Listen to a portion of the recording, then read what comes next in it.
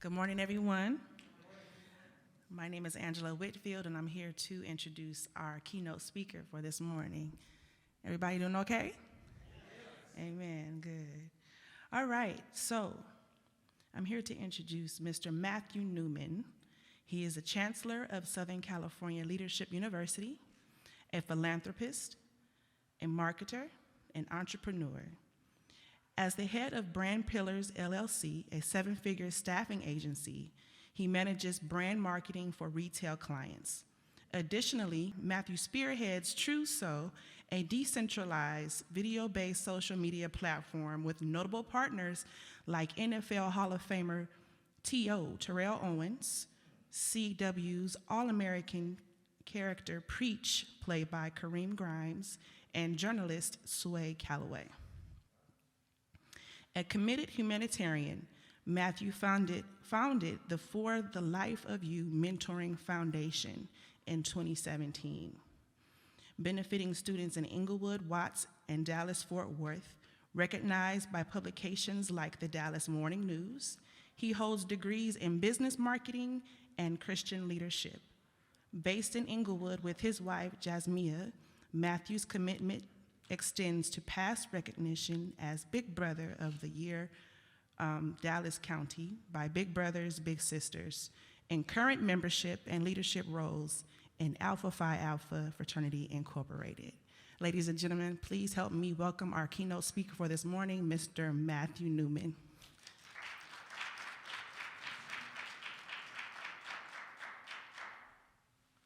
Good morning, everybody. I'm going to say that one more time for the folks in the back. Good morning, everybody. Good morning. It's an exciting opportunity to be with you all this morning here on the campus of my church, Center of Hope. But I have to say that you all, Pastor Dawes has already given recognition to Eddie Mae Williams for the work that she does and has been doing.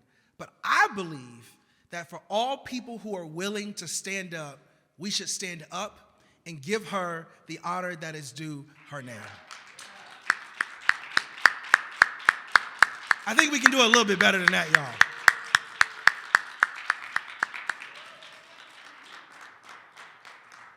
You may have your seats, and to give honor to not only Eddie Mae Williams for this opportunity, but also to my sister Joy as well, Joy Hawkins. I think she deserves a round of applause as well for thinking enough and believing enough in me to share this morning. Now, allow me to also applaud the Executive Support Network for equipping and providing the graduates with the tools and the resources to be forces to be reckoned with. I think that deserves a round of applause. So I'll tell y'all this. I consider myself to be dope in a lot of specific areas.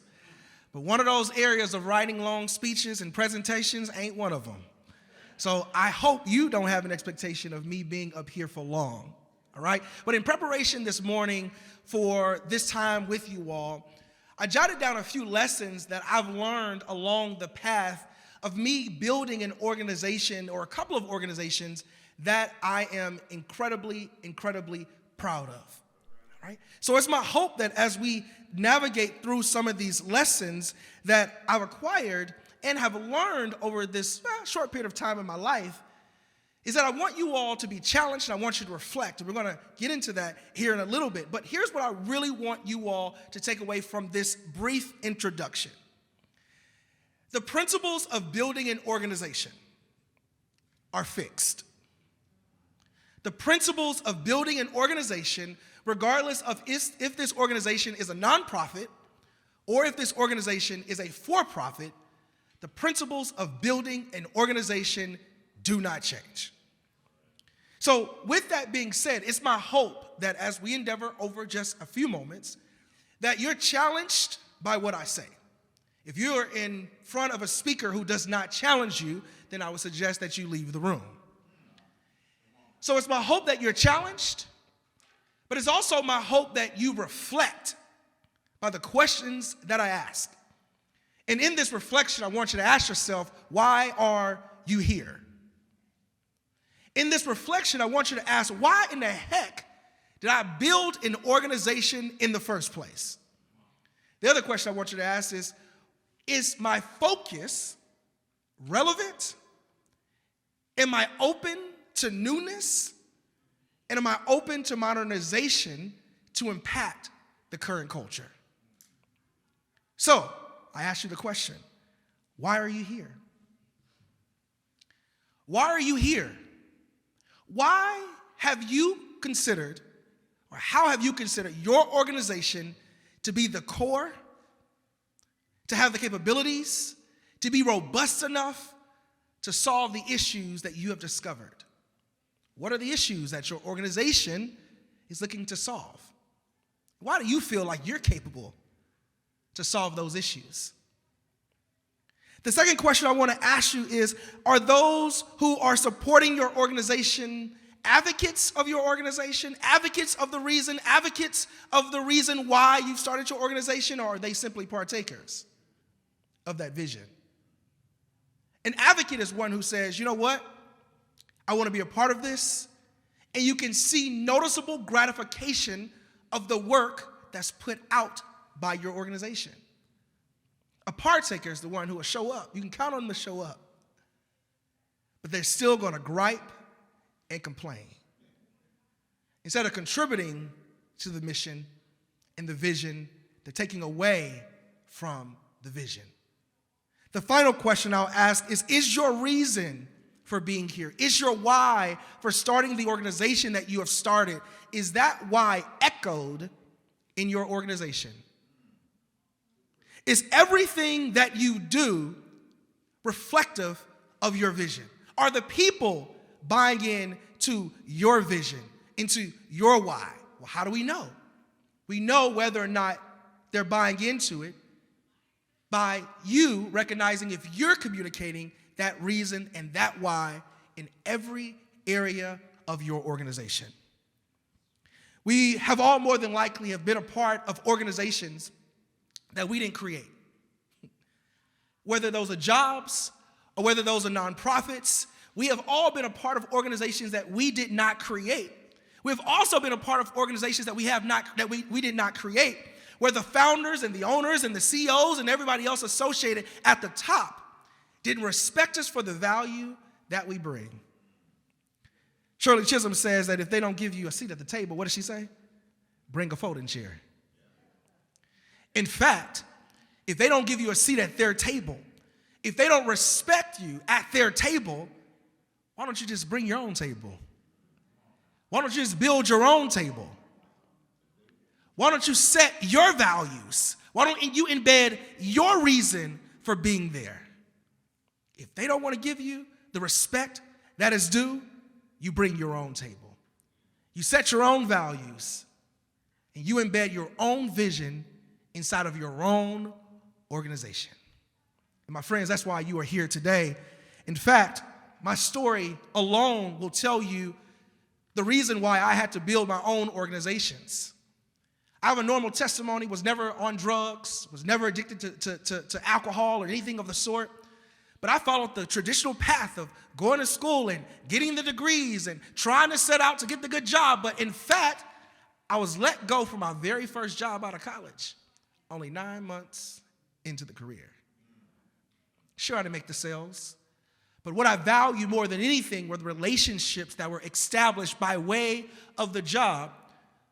But the associate publisher of the publication that I was working with in outside sales didn't buy into my value of building relationship.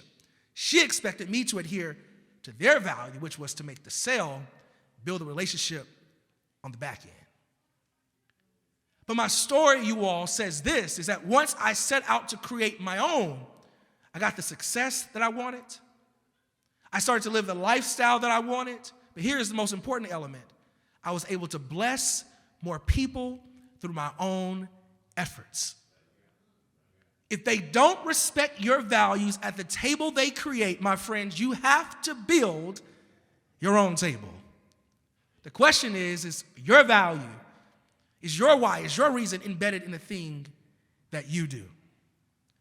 3 things I want to leave with you as I begin to bring this time to a close. The first is to never expect anyone to buy into your why in the space you did not create. Number 2, if the why, if the vision, if the reasoning is unclear, every element of your operation will be unclear.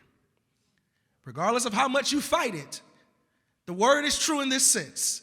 Where there is no vision, the people perish. Number 3, burnout is possible. The single most important element of building any sustaining organization is finding the team that will undergird or support your vision. If they are simply partakers, they do not belong in your organization. Find the people who will advocate on behalf of your vision. Mark Allen Shelsky said, "You are God's poem." That means you are a piece of art. And art is beautiful. But more importantly, every piece of art has an element of the character, the values, and the vision of the artist embedded in it. So it is with each of you. My friends, your organization is God's poem. Your organization is art. Your organization is beautiful. I leave you with this question. Is a piece of you, is your reason, is your why embedded in your organization? Thank you.